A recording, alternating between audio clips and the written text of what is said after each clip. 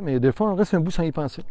Après ça, quand on y repense, c'est vraiment difficile. On absorbe un peu, compte-gouttes, ce qu'on peut, à la vitesse qu'on peut.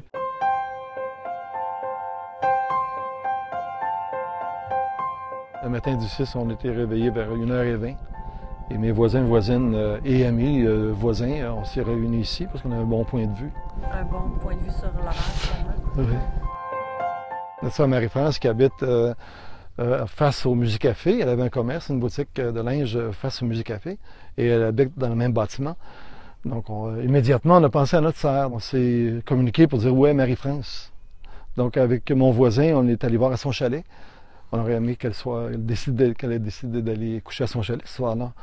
Mais non, finalement, durant la nuit, 2 heures, 3 heures, 4 heures. Dans notre groupe ici, on était 7-8 de la famille qui était ici. La moitié qui disait « Ah, Marie-France va nous apparaître dans quelques minutes », puis l'autre moitié disait « Hey, il faut se rendre à l'évidence. »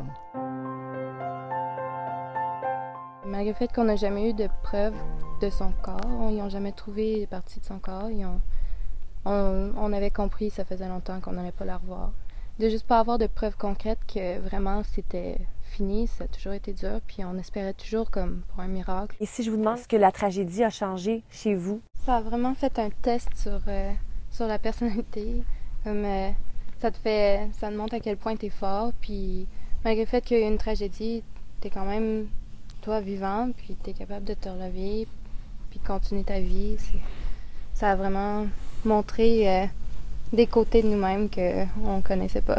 Développe la résilience qui est absolument nécessaire pour se relever. L'accident est arrivé, tout ça, le lendemain, on cherchait des solutions. On ne peut pas accepter ça, il ne faut plus que ça arrive. Là.